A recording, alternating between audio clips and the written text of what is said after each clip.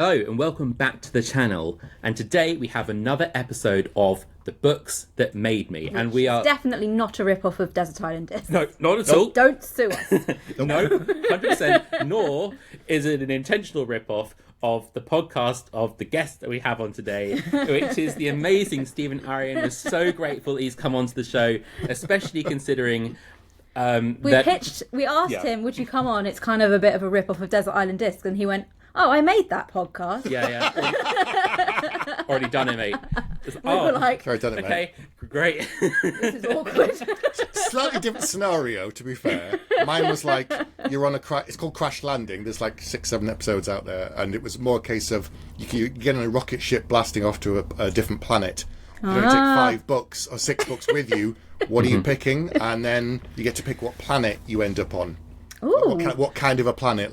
What kind of planet? Yeah. Yeah, and Did it have to be a planet from a book? No, like someone was like, a planet kind of like Middle Earth kind of thing, and then Yeah. someone else said, That's fun. kind of like Arrakis from Dune, and we talked about fun. that kind of stuff, and whether you not Sounds survive. that sounds better than our idea. Yeah, that sounds Not actually desert thematic. island in any way. It doesn't have to be a desert island. It could be foresty. It could be an ocean planet like Waterworld. We're just vamping. It's just random. I tell you what, just keep me away from the planet in Children of Time with all the spiders, and I'll be happy. Yeah. Oh, the cat Lovely. is alive to join us. Well, Stephen, I we're see so... Yeah, here we go. Fang has come to say hello. We are so grateful to have you on today, and Fang is grateful too. He's heard so much about you. We talk to him about our show all the time. Of course.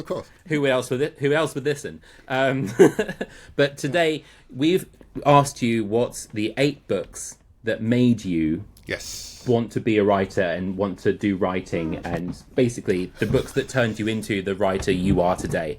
Yes. Sorry about the cat. No, it's Sorry. lovely. I love cats. I love it. These episodes are always chaos. So you gave us your list of 8 books, and let me say that both of us looked at that list and went, "Oh, that's a good list." Chef's kiss. That was Chef's like kiss. all the ones I've read, all bangers. Yeah. The ones I haven't read sound amazing. Yeah. So I was like, this guy reads. Yeah. Well, this is my to read and some read bookshelf. Like, there's a mix of both. Yeah. So- Okay. Interesting. Well, I'm interested to see your interpretation then as we go through. So Let's kick off with yeah. Okay. a book from when you were coming of age. And for this one, you've said A Wizard of Earthsea by Ursula Le Guin, Yes. which we both love. And this is possibly one of your favourite books. It is, and Ever. she's one of my favourite authors as well, Ursula Le Guin. So is- just over my shoulder, this side, you can see the hardback special editions illustrated versions from Gollancz that they had in the sale that I picked up. They were not that expensive. They're probably like a tenner each in the sale instead of like 15. So when I was growing up, it was the Earthsea trilogy. And then Now it's a quartet. 15 years later, there's like, it's the Earthsea quartet. It's the quartet. I'm like, I beg your pardon. And then I went, then there's this other book. What? And there's this collection of short stories in Earthsea. Yeah. Beg your pardon? So now, there's like 6 books around Earthsea, which was surprising. And I haven't read the short stories or the last one yet. No, neither have I. No. And I'm now kind of like, do I want to? Is the question. well, go that's back. it. I mean, Ursula sadly having passed away in 2018, I think it was. She's not writing any more books. Oh, there we go. This is our copy here. There you go. Let's demo for the camera. Come on, people like to see the book. Look at those. Look at that. That's beautiful. I mean, Look at that gilt. It's that- this is the illustrated one, and it's illustrations by Charles Vess, and it's not like Yes. loads. It's every now and then you get a nice picture.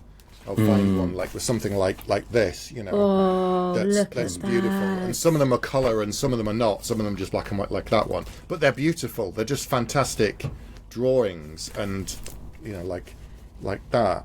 I mean, Oh, wow. for such an important book, for me, I wanted to get something nice. It's like certain books I've upgraded and got like the nice versions because I love books as artifacts.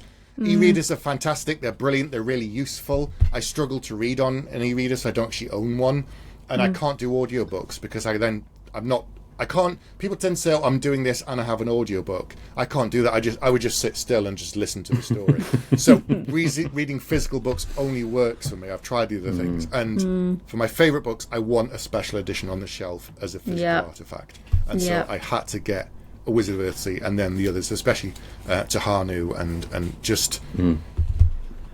So it made me that growing up, the first kind of books I was reading was The Hobbit. I've got a lovely illustrated hardback edition with paintings in from my mum read to me when I was a kid. The C.S. Lewis books, David Eddings books, and then it was basically Ursula Le Guin. So I'm from a small town on the northeast coast, and I'd go to the town library and just work my way through the fantasy and sci-fi section. You know, that was it. I was that kid with the 10 books or however many you could take. You go away, you read them, you bring them back, and I just worked my way through. And having read The Hobbit and then C.S. Lewis and then come to Earthsea, it was something completely different. Because there's connections with Middle Earth to our world, and it's all about not just. Even at that age, I'm thinking it's not just about fighting orcs. It's about something else. It's about leaving home, and it's about industrialization, all this kind of stuff. You come to realize as you get older. But with Earthsea, it's not Earth. It's completely different. It's this whole brand new world, and then she starts to introduce magic, and it's the first time you've had a real. It's a soft magic system, I would say. It doesn't have all the rules, like A plus B equals C. I kind of, now, I don't actually like hard magic systems. I think they rob you, the reader, a lot of the mystery, a lot of the mysticism, a lot of the kind of surprise and awe that you get from magic. If you know that A plus B is always C, and this is how it works, and here's the diagram, and it's like, now it's just science. It's not magic. There's no mysticism now. It's just technology. And she brings a real kind of whimsy and joy to the magic, and that in the same way as Gandalf, he has limits. He can't just do anything and wave his hands. And this brought some of that. But also her prose. I'd never read prose like it before, because it's so different. And the books aren't dense. Like, they're written, for a younger audience. I wouldn't say children, I'd say a younger audience. But the prose is just so beautiful. And you can just soak into it without having 12 pages of text about the smoke coming out the chimney, Charles Dickens. Thank you very much. Great expectations. I get it. He was paid by the word, and it was being printed in newspapers. So of course he's going to stretch out the smoke for 12 pages. Yeah. But it just, she proved you can create something beautiful and intriguing and really kind of atmospheric and really kind of just delicious that you can go back and reread. With something quite lean, something quite special, and it's magic. Different kind of magic I've not seen before. There's a marvelous economy to the Guin's prose, that you say. Like, I think people often think that that the good prose means purple, flowery chunky prose or purple or exactly, but actually it's so lean and every word is so immaculately chosen, and you feel when you're reading it like. She was in complete control of every word that hit that page, but it doesn't feel forced in the same way. It kind of feels like that she built it as she heard it in her head. 100%. What do you make of the second one, of the Tombs of Atuan? Which that's the one with the labyrinth, isn't it? Yeah. I love that one. I absolutely love it. I think it might be my favourite. Really? Because it's just got that weird Perseus and the Minotaur kind of thing, and the fact that that kind of echoes. Because the other thing I was reading as a kid, I read the entire Myths and Legends section of the local and school library, going through all of the Greek and Roman, and then all the Arthurian ones. And then once I'd done that, I'm like, well, what next? And the librarian was like, well, I'll have this one. There's Asian. And here's this one. There's African. And I just kind of went through everything, and it had those echoes for me. So I think that's why I. At a younger age, thought I like this one the most, because we got to expand on the world a bit, and we got to see Ged as a bit older and a bit wiser, and so that's probably my favourite so far. But I haven't read the last couple and the short stories. Who knows? They might end up being my favourite ones at this rate. Well, who knows? Who knows? I mean, it's good to save them, good to keep them back. It's for so you always have a bit of the Guin in stock. That you Her can science fiction's extraordinary as well. Yeah. Have you read much of her science fiction as well? No, this is it, you see. Like, some things, I have gaps in lots of ways, and I've gone back and filled in some, like some of the early 60s and 70s sci-fi I just didn't read because it wasn't my generation. It wasn't easily available. It's only in the last, 15 years I've read some Asimov, and I've read other things, and but sci-fi is one for me to try at some point, along with everything else on my shelves. Yeah. Never-ending TBR. Keeping up with current stuff, never mind going back. And then if you fancy a reread, like, why do you want to reread something? It's all this new stuff. And you're like, yeah. I recently reread Jonathan Strange, which is like, it was like a month of my life where I was like, I'm not reading anything new right now. But to be honest, I was enjoying myself so much that it didn't really matter. Exactly, yeah. There's that pressure of the keep having reading targets, and you got to read more. And I get it. I understand it, but I don't like the gamification of reading. I think it robs people of so much joy, and I also think it kind of diminishes people's reading comprehension because they're focused 100%. on targets as opposed to soak in the book, enjoy it. Here's the story. Here's what the book is about, and most people just read the story. And I'm like, is that it? Is that all you got from the book? Come back and read it again and again and again until you get it. Yes. Louder for the people at the back. That's me. That's going on a YouTube short right there. Do it. We have to put like one of those we have to get you sponsoring Huel as well, and talking about like business books, and it'll be perfect on YouTube Shorts. We'll do a million. That anyway, sounds good. Yeah. So, following on from this, a book you read when you were younger. We're now going to go into. Sorry, you're still thinking about that one. We're now going to go into the opposite kind of end, and we're going to talk about a book that you wish you had read sooner. Mm-hmm. And for this, you gave us Empire of Silence by Christopher Rocchio. Yes. Who is the man of the moment, having released 6 books in Sun Eater and working on the 7th one right now. Yes. Absolutely amazing book, just have to say. Yeah. Yes. And in some senses, I think, taking on the mantle of high concept sci-fi, but within an adventurous story. Yeah. Just noting that we talked about Ursula Le Guin, her books are all very high concept in the sci-fi sense, but Empire of Silence hits in a certain way. Can you tell us a bit about Empire of Silence and why you enjoy it so much? Yes. So Christopher's always pitched it as science fantasy. Yeah. Because there's an element of otherness to it. There's an element of, I don't want to say supernatural, but it's something. There's like really hard sci-fi books that are as close to real science we can get, and then they move it on. And his is closer to Star Wars than Star Trek, I would say. There's not exactly mysticism, but with Star Wars, there's some other stuff there, and he has that in his books, which is why he's always said science fantasy. He's really good at tying it to Earth. He's kept it grounded in some way, so he's able to pull on our history. So that it's a kind of extrapolation of where the humans would be in 30, 50,000, however many thousand years it is. And so he's used lots of historic references. People pitched it to me saying, it's similar to Dune in that the scope of the story is massive and that it's as good as Dune. And I'm like, as you know, it's one of my favourite books. Dune is my favourite science fiction book of all time. So when people said this about Rocchio, I'm one of those people that the more people try to push me into something, the less likely I am I'm going to do it. Yeah, me too. I'm just like, no, I'll get to it my own time. You must read it now. No, I mustn't. I must do it in my own time when I want. And if I don't like it, I just won't say. If I do like it, I'll join the chorus, but I won't be like, you must read it now. I'm more a case of, if you like this kind of thing, have a look. Just let people get to it. So I did delay reading it because of the fanatics saying, you must read this, you must love it, and go back and read it again until you love it. And like Mike over on Mike's Books had been talking about it for like 5 years. And some people had started picking it up and sales were ticking up.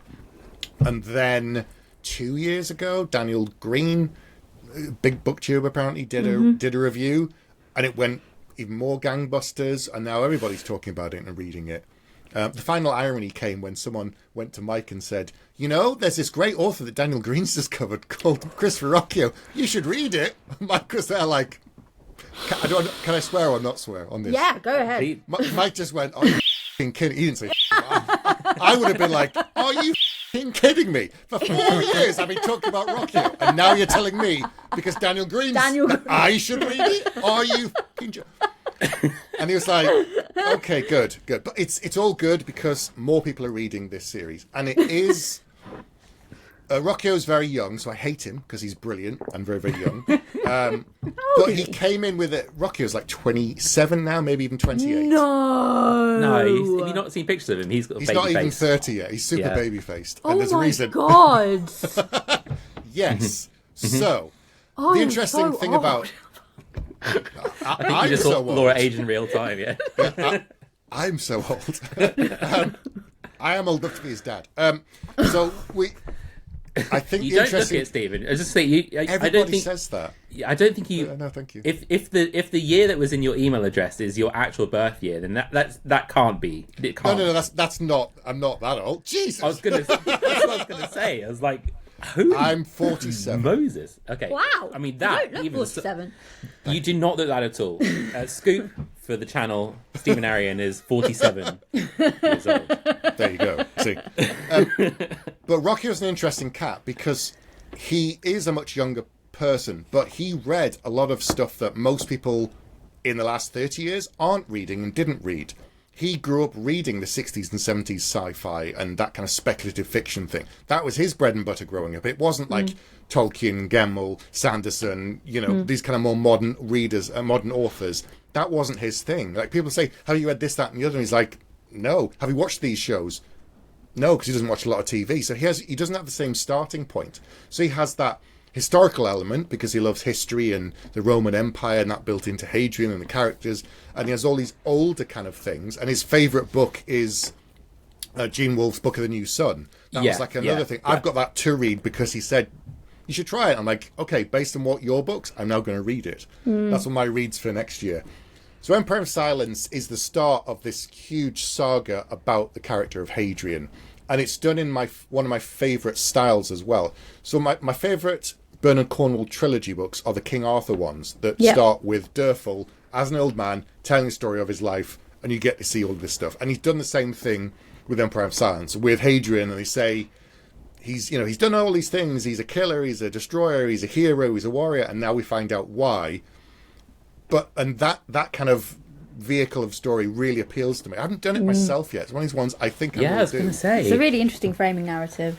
It is, because you can also cheat in lots of clever way. Not that the character is an unreliable narrator, but that they're telling it from their point of view only. Yeah. And so that the nuances can be changed. And also, they can only remember a certain amount of things. So if they get it wrong, the reader doesn't know until you get a story from another person's point of view. So this is a discussion we've been having as well, as that is like Hadrian isn't necessarily an unreliable narrator, as you say, but he definitely has his spin. Yes. And he's like Caesar writing Caesar's histories. Yeah. Have you read any of the novellas? Because I've only read one so far, and it's from his brother Crispin's point of view. Yeah. Mm-hmm. And then suddenly you read it and you're like, oh wait, this is it's not really different, but you understand other things about Hadrian by seeing it from Crispin's point of view, and that's really interesting. One of my favourite series of all time is The Dresden Files by Jim Butcher. It's all from Harry's point of view. What's really interesting is the short stories for other people looking at Harry, because he's this goofy, funny wizard who's making jokes and sarcastic, and he's a geek and a nerd and a gamer. And then you see it from someone else's point of view, and you realise he's a 6'5" man in a massive trench coat with a staff, who's really, really powerful and really dangerous. And has survived battles with some of the most terrifying monsters in the world. And then he wonders why people are scared of him. But you never see that from Harry. And suddenly you go, oh my God, he's actually a juggernaut who's really terrifying and dangerous. But he's still a goofy geek. He sees himself as, Charlie Brown, but kicking the ball and missing. But he's not. From a certain point of view. So I love that. And with Hadrian, I think we'll get a little of that other stories will paint other aspects of him that we will see. And I think that he is a slightly unreliable narrator. You think Hadrian. that he's a little bit twisting it? Yeah. I drew, when we did our review of Empire of Silence, I drew a lot of comparisons with Fitzfarseer.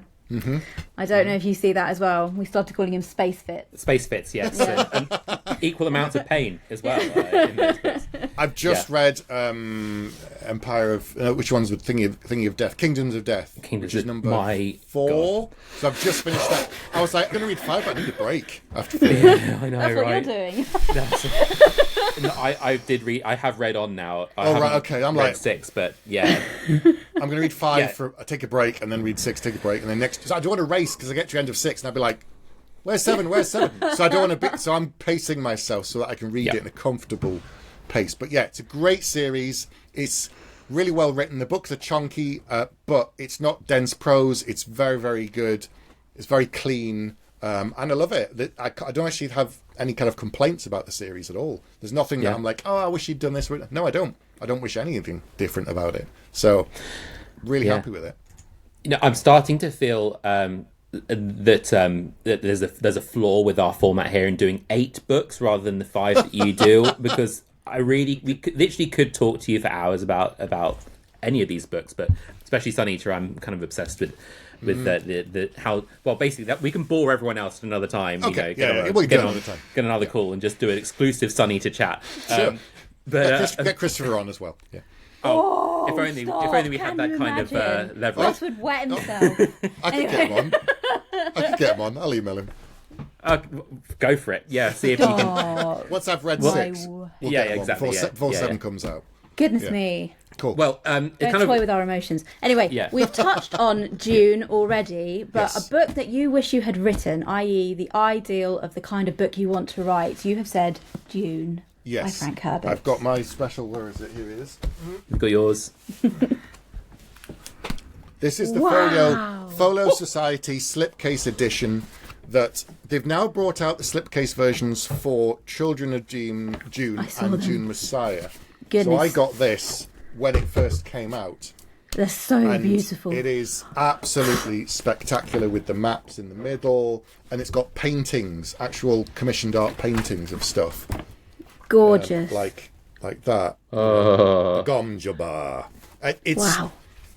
I mean, I haven't read a lot of other Frank Herbert stuff, and I want to go back, but I'm also a little scared, given how much I love this. And a lot of people, I mean, look at that for Baron Harkonnen. Yeah, the Baron. It's amazing. It's just absolutely spectacular. I love it. There again, I had to get this was with one of the advances for one of my books. I treated myself to get this. It's a good thing to treat yourself with.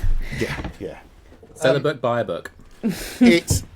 So Dune is so special because it is one of those books that you can reread and get something different from it every time. It brings together so many different ideas that Frank Herbert was playing with, not just to do with technology and society and AI, ironically, that we're now coming around to now, and how dangerous it is, and religion and heroes and belief and all this kind of stuff. And he somehow combined all these weird elements. It's like when someone's doing a recipe and they say, a cheese omelette, but throw in some apple, and you'd be like, what?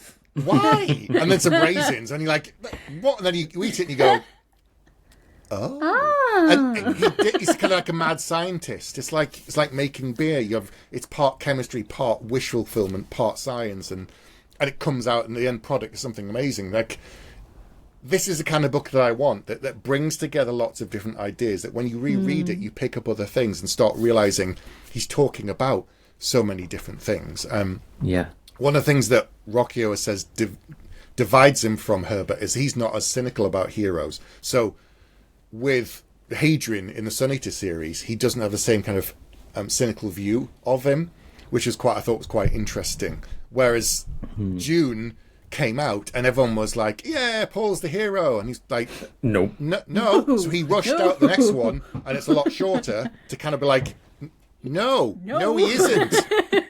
No, he isn't. And they're like, yeah, he's the hero. Were you paying attention? Are you reading the same book? That is the most annoying thing ever as an author. It's back to comprehension again. Yeah. When someone reads the book on the surface and they don't get what it's actually about. Have you been unlucky enough to experience that? Oh yes. Oh, yes. Oh, dear. The Coward, Yeah. I think, is my most layered book. But on the surface, it's just about a guy going on a quest. And given that I've spent the last 40 years reading quest novels, you think if I was going to do one, I would do something a little different. Or I'd have a little bit extra. I wouldn't just fancy doing one. Why? I just feel like it. So people are like, oh, it's a quest novel. I'm like, is it though? Is it? Yeah. Oh, dear. Well, it's funny that it's like you're sort of in the same sense as New York Minute. In New York Minute, you're using frameworks of genre and of the classic story to do something kind of unexpected or to explore kind of interesting. Something. Yeah, exactly. Yeah. Which I definitely found worked really well for me. Probably why as well, like New York Minute is such a quick read and very enjoyable read. This is the plug for the book. I'm doing it right now. New York Minute, Stephen Aryan's new self-published book released this week. So you can now go and buy it. of October, so now available. Yes, everywhere. Well done. Thank you. No worries, so we got it in there for you. Professionals, Forgot to do it at the start. So, But it's that idea of that, it's talking about lots of things. You can read it and have a great space adventure, and people who watch the films, I think, would actually be a little bit lost if they just watched the Denis Villeneuve 2-part film. There's some aspects of it you watch it and he doesn't explain things, and it's not understandable to a mainstream audience unless you know a bit more about it. But for those who've read the books or just the first book and then you watch the film, everything makes a lot more sense in it, and you can see the echoes and you can feel what he's actually talking about.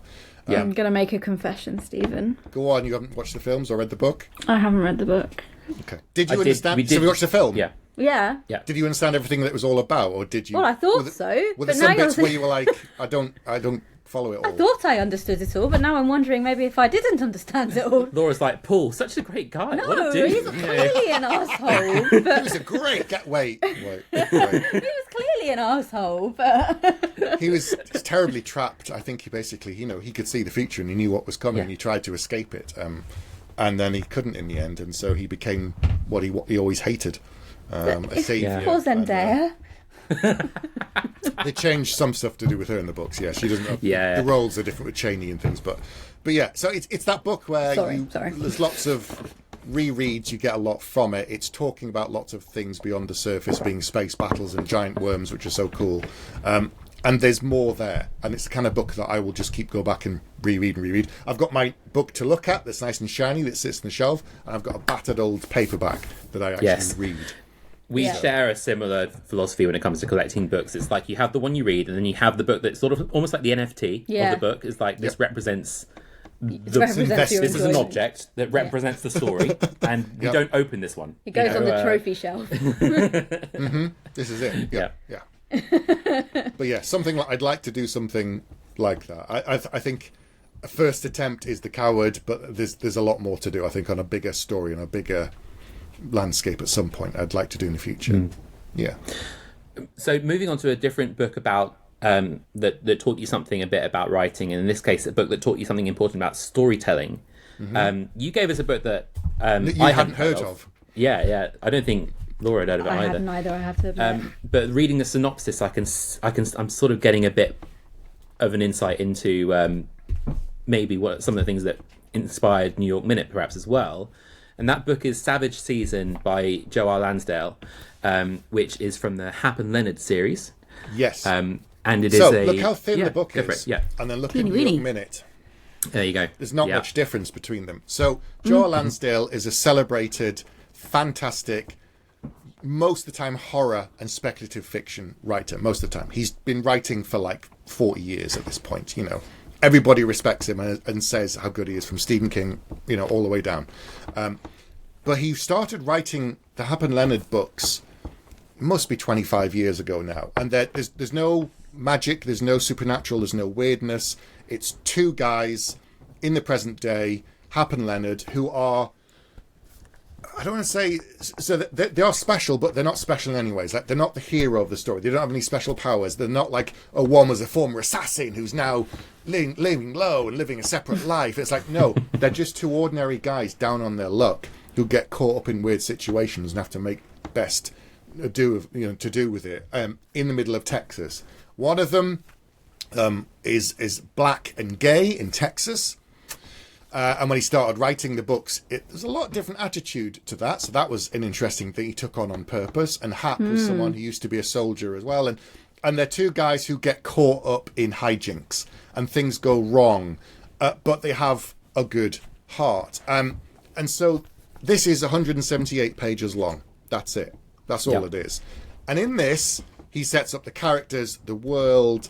He explains everything about the characters that you need to know. And also he proves that, you're not going to please everybody all the time. So why try as a writer? There's no point. If you're constantly chasing a trend or you're trying to do something in a particular way, some people will generally hate this book, and others will absolutely love it because they like the humour or they hate the humour. So some people didn't like The Black-Tongued Thief by Christopher Buehlman because it's first person, and they don't like the character's sense of humour, and so that put them off immediately. There's always that risk. You either get it and love it or you don't. But that book is so clever beyond so many other reasons why, but still. And with this, the characters aren't necessarily the nicest people. They're flawed individuals. And the prose is so sharp, you could cut yourself on it. And given that, it's 178 pages, and it's so lean, and he's got such a particular style that it shows you that you don't need a 900-page book to tell a story well. You just don't. You can, and as I said, we enjoyed some of the big books, like the Sun Eaters, like the Robin Hobbs that you soak into. But if I've read a massive book, sometimes I want something lean, punchy, interesting, that's still full of flavour. I'll pick up one of his books. And he's done loads. He's done 12 or 15 books with Apple Leonard, and I've got they're all a bit different.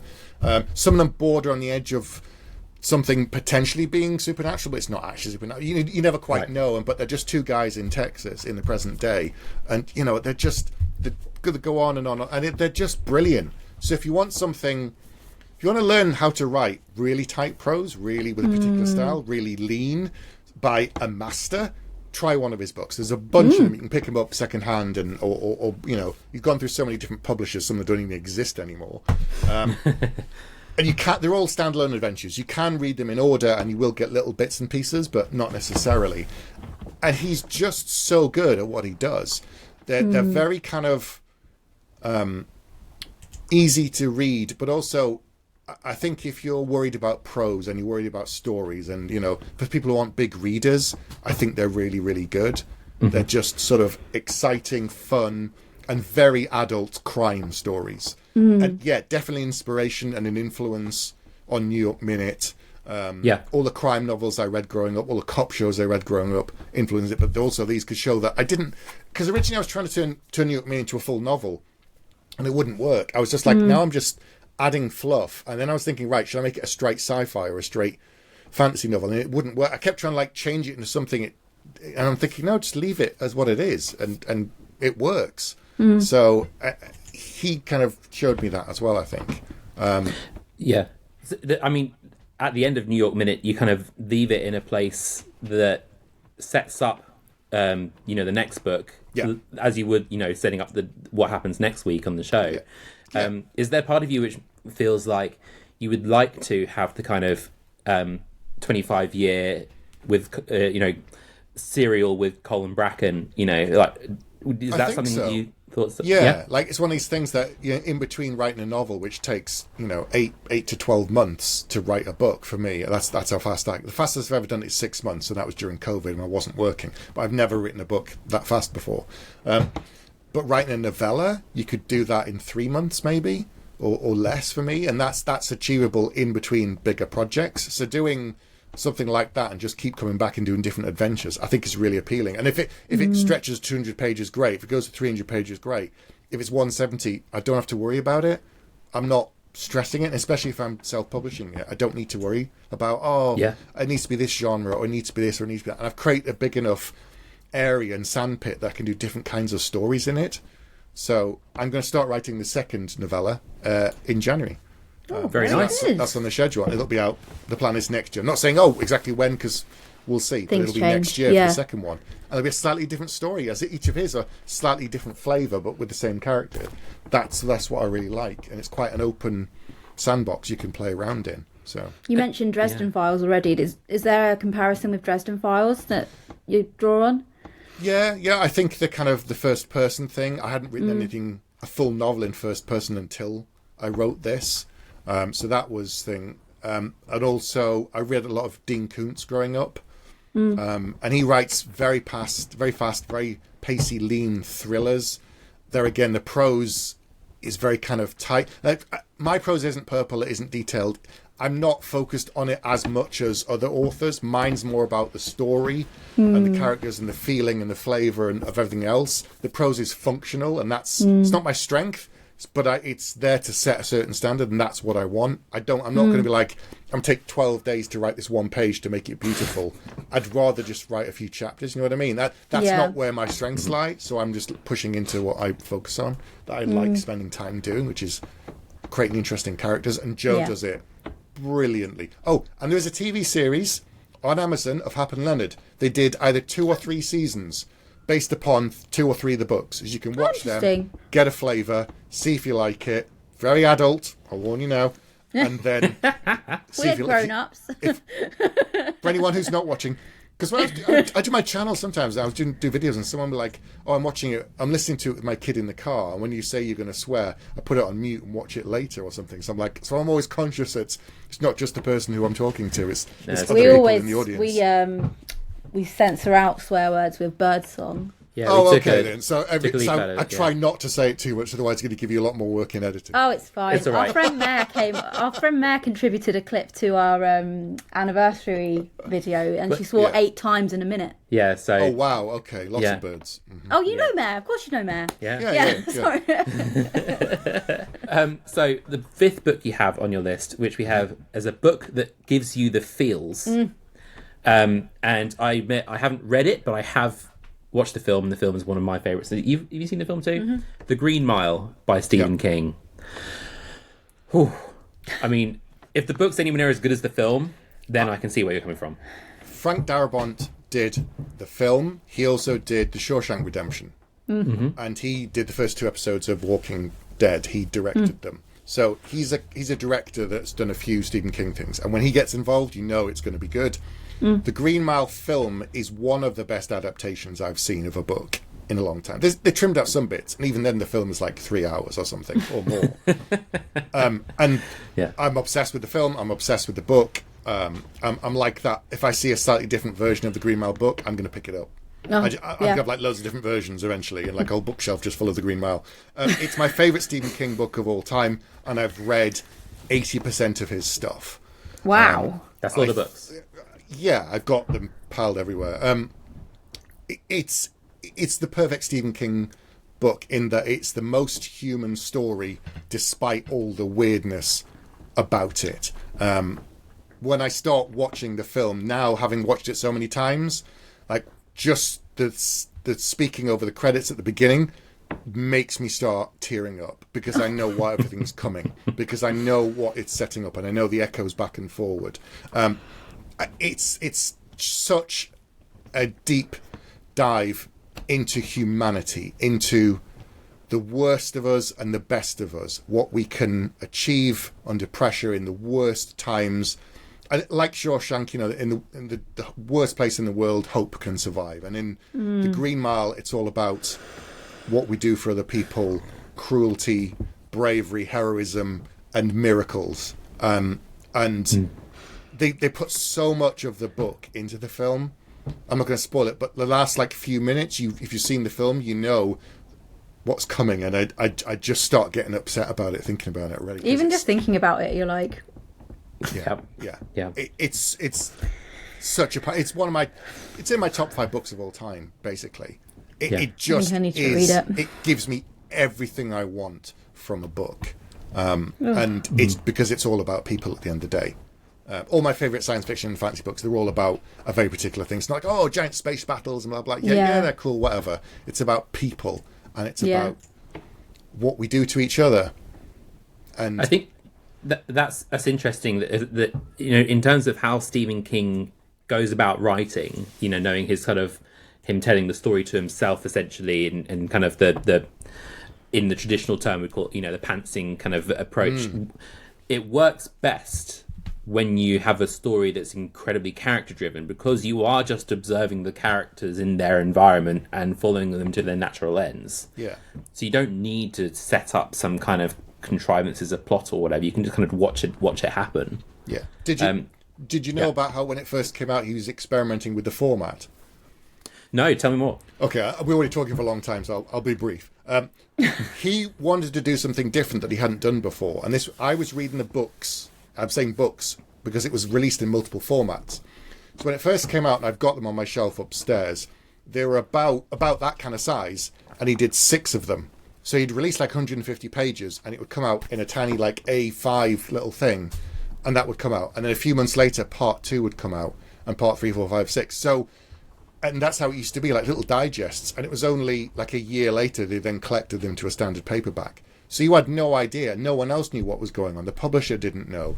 And we were all kind of like waiting months for the next chapter, next like chunk of the book. So that was a fascinating way to read a book, which I've not had since. It's never been done since then. But he wanted to kind of play around with it. So he didn't know some things. And once he'd got the collected version, he went back and tweaked a couple of little tiny mistakes that he'd... Very small little things that, like, for consistency, that he afterwards he went... Yeah, that wasn't right, and this and the other. But I've got the original, like, slimline things and multiple versions now. Yeah, so that was an experiment. He started it in, I think it was like 97 it was coming out, 1997. Wow. It started in 1998 across those 2 years. So he kind of serialised it. That's amazing. He did have something in common with Dickens then. Yeah. Going back 12 to pages about smoke. But I think in some ways, weirdly, it was an influence on this too. Because one of the core, it's a minor spoil, but not really. One of the core conceits of New York Minute is it's not our New York. We've started again on a new planet. And the first city that they establish and build is called New York. And it's the idea of if you start over, if humanity goes to a brand new planet and we don't have a past anymore, it's kind of stories and rumours. Everything that we build is only the stuff that we carry inside. Are we better people? Can we get it right again? And the book is a crime story. So it tells you that there's still flaws, there's still problems, there's still people with things, there's still prejudice and murder. But can we be better? Do we have that capacity? And I think the whole of that book is basically my hope and my misanthropic view of humanity arguing with each other through the lens of a crime story, basically. So I love that. That's a really interesting thing to be diving into, I think, at this time as well. There's a very, the world is so divisive. Very, very divided. And to be able to explore humanity leaning into its better nature. You're really into hope punk. Yeah, at the moment, totally into Becky Chambers right now. Seeing the opportunity of building a better world, essentially, of imagining better futures. But I'm slightly more cynical. Me too. This is it. Yeah, we're in the car listening to Becky Chambers. He's like, "This is so beautiful." I'm like, "This is so unrealistic." So I have 2 characters in the book, the 2 main characters that are essentially the 2 halves, kind of talking about it, and one's more hopeful and one's more cynical, and they're both me because I'm constantly, I flip back and forward, and that's what the story is really all about beyond the surface. Yeah. So. Yeah, I can totally see that now that you say it as well. I feel like I need to go back and reread it now and see it with that context of, okay, this character is Stephen, and this character is also Stephen. They're all me. everyone is Stephen. That's what being a writer is. This is it. Okay. Yeah. Right, we need to crack on because it's already been 3/4 of an hour. Do it. So, book that inspires you to write. When I saw this on your list, I literally screamed because it's my favourite series of all time, and it is Assassin's Apprentice by Robin Hobb. So just over my shoulder is my Robin Hobb shelf. Oh, we can see the Jackie Morris. That's my Robin Hobb shelf. There we go. Look at that. Yeah. Yeah. So I came to Robin Hobb relatively late. I started reading her in my mid-20s. The books had been going for a while at that point. And I still haven't finished them on purpose. It's that thing of, I know that when I get to the end, the end that's will it. And I'm like, ruin you. So I've got like some of the Megan Lindholm books to read on purpose. I've shelved them for now. But I'm going to continue on my adventures with Fitz soon. Some fantasy authors, or just some writers in general, say they can't read within the same genre that they're doing because it feels too much like hard work. It feels like a busman's holiday, But I think reading a good fantasy book that's nothing like me, that I enjoy, inspires me to write. Not in their style, but it drives me forward. It makes me kind of think I want to reach for that kind of feeling. Not the same style, not the same characters. Mine and Robin Hobbs are nothing alike. But her books give me all the feels because it's about Fitz. Her character work is impeccable. Her books are all chunky, but the prose is so easy to digest. I could whip through one of those books if people left me alone like 2 or 3 days. I could just go through it quite happily. But also, I don't want to burn through the books either. So I make myself put them down. Like I'll read a bit and be like, right, leave it for a bit, let it rest, think about it, process it, and then pick it up again to kind of extend those feelings. And yeah, it is inspiring. I know that if I'm ever hit a reading kind of lull where I'm struggling, like I've read a book and I'm like, I'm just not feeling it, and I need something to perk me up and get me energized and then help me with my own writing by feeling I want to drive forward, I'll go back to the Robin Hobb shelf and start reading, because she is just so good at what she does. And I got to meet her at an event and spend some time with her at a conference in London. I'm so jealous. Sorry, not in London, in France. It was like a four-day thing we went to in France, Les Imaginales. It was myself, R.J. Barker, Ed MacDonald, obviously Robin Hobb was there, Stephen Erickson was there. Wow. And we were all the authors, American and English authors, were all in the same hotel, so we all had like breakfast together and chat and stuff, and I got to know her a little over that period. And yeah, she's just such the nicest lady, very, very smart and brilliant. Right? She is one of the best living fantasy authors right now, basically, in my opinion. She's just so good. And it's that thing of some people are like, oh, it's really slow and all the rest. I'm thinking, slow compared to what? Yeah. Slow compared to an advert? Slow compared to a TikTok thing? Yes. But it's not designed to be fast. If you want fast books, they're not for her. You're supposed to ruminate in it. You're supposed to inhabit it. It's one of the things that Laura says about homesickness. Yeah, I get homesick for the Six Duchies all the time. Yeah.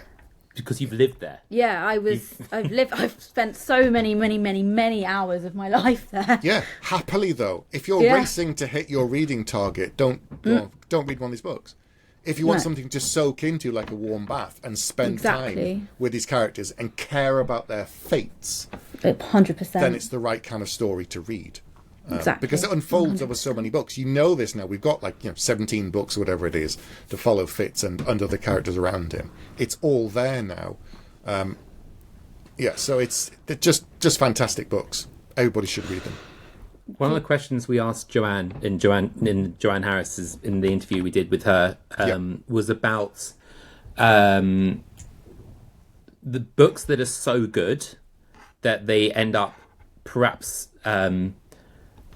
impacting you in a way that you didn't expect, in that you read it and you go, how will I ever be this good or whatever. And Laura and I both write as well. We're amateur writers, who dabble, but then we'll read a Robin Hobb or a Ursula Le Guin or whatever, and we'll go, it's hopeless. Yeah, there's no point. Why do I even bother picking up the pen? Like, how do you approach Imposter that? syndrome. Yeah. Do you experience that? Do you? Yes. Absolutely. Yeah. I think all writers do. But if I was trying to write books like Robin Hobb, then that would be a worry. As in, I'd be like, I'm never going to reach that. No. That's not what I do. But all the things I've talked about, like the thrillers and the paciness and the horror and the David Gemmels and the Tolkiens and all these other ones have merged into something different. And when I talk to the writers, I keep saying that publishers and agents aren't looking for you to be the next Robin Hobb or the next Stephen King or the next whoever you want to pick. They're looking for the first you. They want you to bring something that's different, unique, and special. So if you were trying to write like Robin Hobb, I wouldn't, basically. No. Yeah. I would play to your strengths. I would play to your background, your upbringing, all the baggage, everything that you have that's totally yours, and create a specific version and brand and flavour that's just you. So don't try and write like me. Don't try and write like anybody else. Write like you. And that's what they want. They want a unique and distinct style. So it's that thing of, I have to keep reminding myself when I read something awesome, like, yeah, that's so good, but I'm never going to write a 900-page book. It's just not in my DNA. I'll never get there. Like, at the end of a trilogy, I start to struggle because I've been with the characters for 5 years. There's the, when you add it all up, it's like 5 years. And then you still got probably another year of edits. So it's like when someone says, oh, let's talk about book one. You have to kind of like go back in your brain to work out what was going on then. Like when you see film stars on press junkets, there's like, oh, what was it like working with so-and-so on the film? There's this little pause because that was 4 films ago and possibly 2 years ago. You have to kind of go back in time. And so it's that thing of focus on your own brand and your own flavour. And I have to remind myself that I'm not trying to be like X and Y. I just want to be my own thing. And it's all these influences that have created something different. And people are saying my books are a bit like David Gemmell for some of my like more straight fancy ones. And I take that as an enormous compliment because he's a huge influence and inspiration for me. Or James Barclay. James Barclay gave me a cover quote for The Coward. Wow. Which I was delighted by because he's a hero of mine, and he read it and said it felt like Gemmell. I can debate it. I can take that to my grave. Any bad review that comes out, I don't care. I just don't care because the right people have said awesome things about it that reinforced what I already thought about the book. So I'm enormously proud of The Coward and all of my books, but that one most of all, I think, for those reasons. A friend of mine read a little bit of something that I wrote and said, oh, I can tell that you've read a lot of Hob. And I swear to God, I nearly cried. It's like, this is the greatest compliment I've ever received. Exactly. Yeah. But we all get waves. We all get waves imposter syndrome, and we just have to kind of like take a break, dust yourself off, and come back and start again. Yeah. Well, you mentioned David Gemmell. Yep. And the next quote, the next prompt on the list was a book that, if money were no object, you would like to own a signed first edition of. Yes. And you have said Legend by David Gemmell. Yeah. Would you like to talk about that? Yeah, his debut fantasy novel. I don't think it's his best. I think he's done better books since, but it was the first one that, after having read some of the books that I've talked about, and like Dragonlance was another big influence, Margaret Weiss and Tracy Hickman growing up, it was reading David Gemmell that showed me you could have really grey characters, morally grey characters, still trying to do the best in really extraordinary circumstances. And I think Dross was such an important and powerful character that touched so many people, which is why he came back and revisited that character so many ways. And the inspiration for that character came from a real person within his own life that was a larger-than-life kind of character that inspired him to create Dross. His father-in-law, he spoke about it when he was alive, and that's where it came from. So there's all these kind of real-world connections. And Legend it's still a fantastic book. There's some things now that, I'll be like, oh, I'm not quite comfortable with that, or that's not as great as it could be, but it's still his first book, which is why I would want it. I do have a first edition signed of a different book of his, which I picked up. And I met him at an event when he was alive on a book tour, and I got a book signed then by him. So I met him once at a Waterstones event in Leeds. Wow. And this was it's long before I published, but towards the end of the talk, he said, right, and in the audience, who's trying to be an author? And a sheepish young me put my hand up. And, and he just sort of said, when I came to the table to get it signed, my book signed, he just said, well, keep trying, just keep trying. And so I did. And, decades later, here we are. So. Aww. You did it. But yeah, he's an absolute made David proud. Nice. Absolute hero of mine. Yeah. Fantastic Wow. guy. Well, if we ever come across a signed David Gemmell, we'll let you know. Yeah, do you have it there? Well, not Legend, but the other one. So that's signed first edition of Legends of the Great Song. I think So there you go. That's my. I'm always in awe of books by authors who are no longer with us. That they're signed by them. That there's something. you know, there's a limited number of them. They're never going to be any more books signed by that author. There's something incredibly special about owning them. I've got over 40 signed Terry Pratchett's on the shelf over there. I know that feeling of I've met him a few times when he was alive. Terry Pratchett, lovely man, such a lovely guy, such a wonderful guy. Yeah. It's exactly that, knowing the kind of this you had that moment, and that moment will always be with you. Definitely. We have one more book on this list, and we wanted to end this podcast with a podcast show, whatever it is. I don't know. We wanted to end it with a chance, basically, for you whatever to give the hell this I don't know, whatever it is.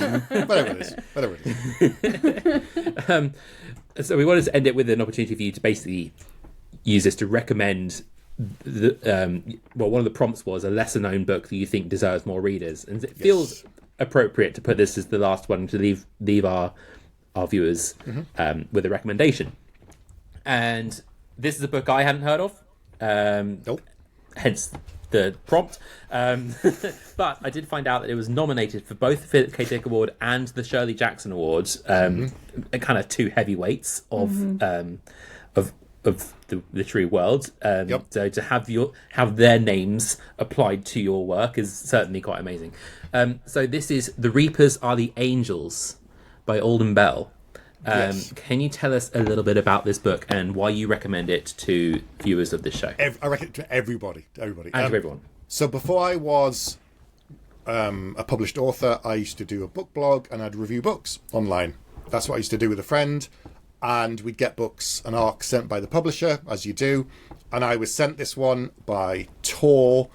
And I looked at it and I was like, I don't know, it's not my kind of thing. Like, I read Stephen King, but I don't read a lot of horror. It's just not my kind of thing.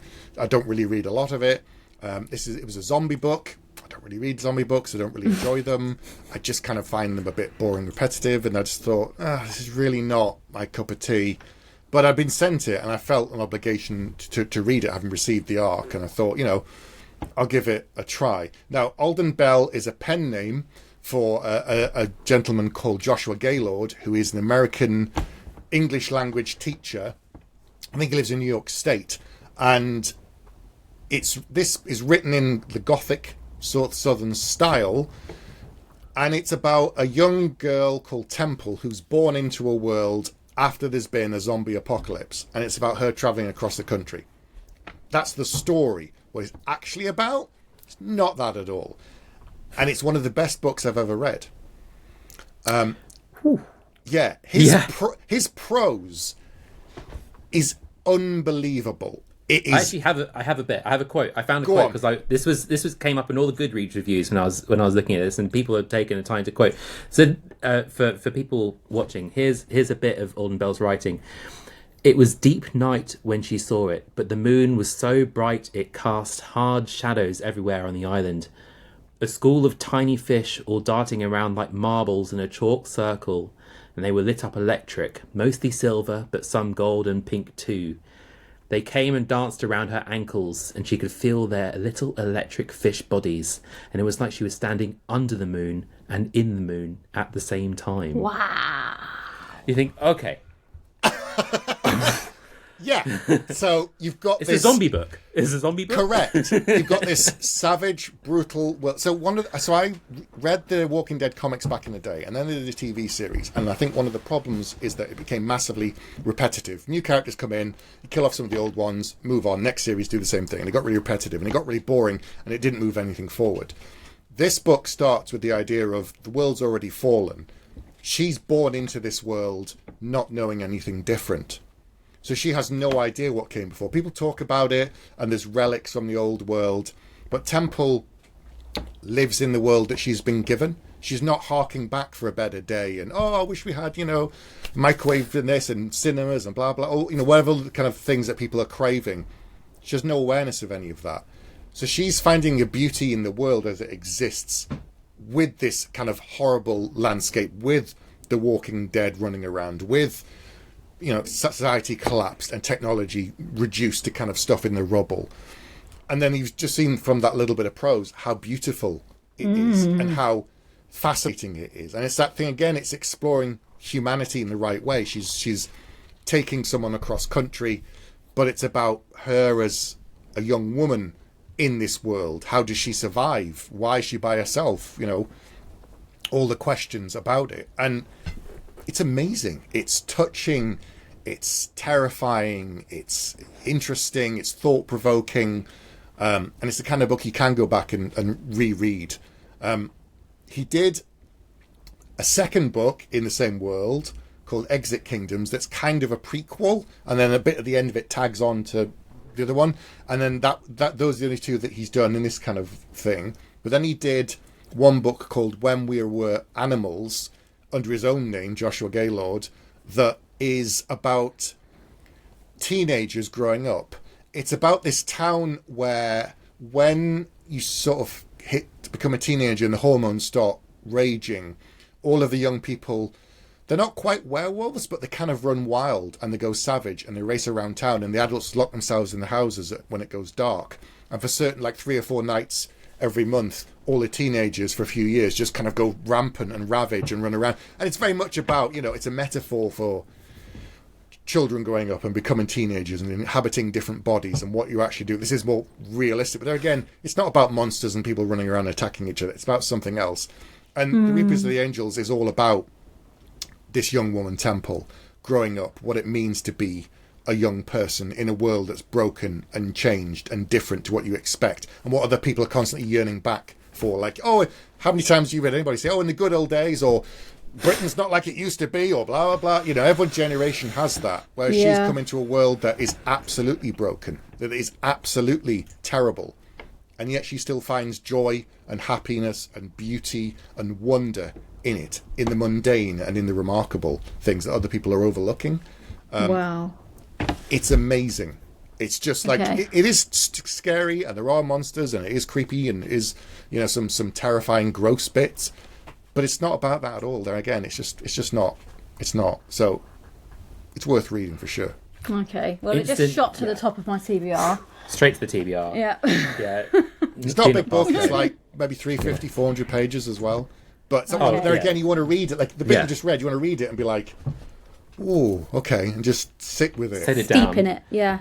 Yeah. And then, take your time. Yeah. Don't race it. No. Wow. Well, there you go. I recommend it to everyone. That's all. I constantly recommend that book. Thank you so much for all of your book recommendations. We have one last thing, which I should ambushing you with this slightly. If you need to take a bit of time to think about it. We have been asking the Desert Island Discs extra questions at the end regarding, in this case, it's not a book; it'd be an album instead. They would swap it out and then luxury item. But actually, I'd like to switch this up a little bit, switch up the format, which is that in the if we imagine the playlist of the book New York Minute, it being your latest release, could you give us a song that you think reminds you of New York Minute, or a song that you can imagine? I'm so sorry, I did not know he was going to ask this. I did not approve this question. That's why I say the ambush. That reminds me of it. And if you need time to think, we can edit that out. That's fine. Something. Maybe. Well, weirdly. Oh, hi, fan. There he is. I think it would have to be something that would remind me of the underworld in the book, because it's all about, crimes and criminals and the underside of the city. So I can't remember the name of the tune now, but do you remember in the first Matrix film when he walks into a club and there's that really loud banging tune playing? When he goes to meet Trinity for the first time. I know exactly the one you mean. I can't name it, but I know it. You'll be able to find it. Put the name up here.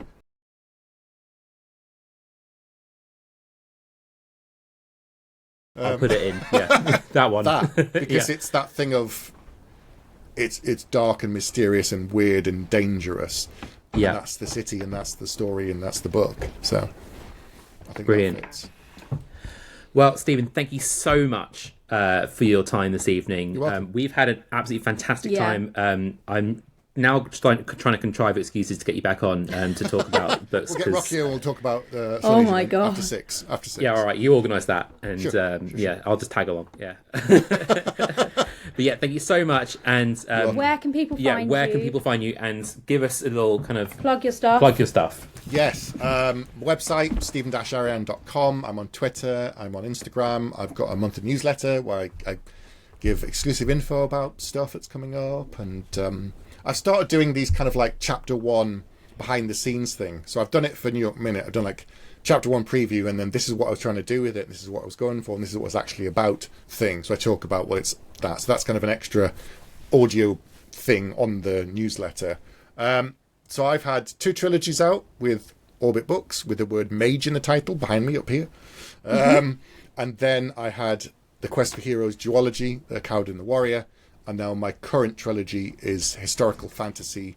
The Nightingale, there you go, Nightingale The Falcon. Book 1 of Judas Blossom. Book 2, The Blood Dim Tide, came out in July of this year. And Book 3 will be out next year. It's written, it's done, it's edited, it's finished. I'm already on to something new.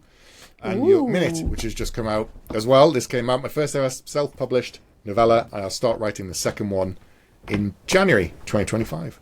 I do believe it's on Kindle Unlimited for people who yes, it's on ebook, partake of that. Paperback and Kindle Unlimited. So if you're on Kindle Unlimited, you can just have a look and read some pages and see what you think. Brilliant. There you go. Well, thank you so much for coming on. We really do appreciate it. Hope you've enjoyed it as much as we have. Yeah, a lot of fun. Good. And thank you to everyone at home. Thanks, everyone. Is that what we say? Or whether they're out and about. Yes, they stuck on our camera's about to die, so we do need to wrap up. Gotta go now, everyone. But yeah, thanks to everybody for watching. Please hit that like and subscribe button if you have enjoyed it. We are on Instagram at Hardy's Books. We have our own shop if you would like to have a look at some of the signed first editions that we have on sale. Sadly not David Gemmell. No, sadly no David Gemmell. Womp womp. But yeah, do hit hardysbooks.co.uk and we'll see you in the next one.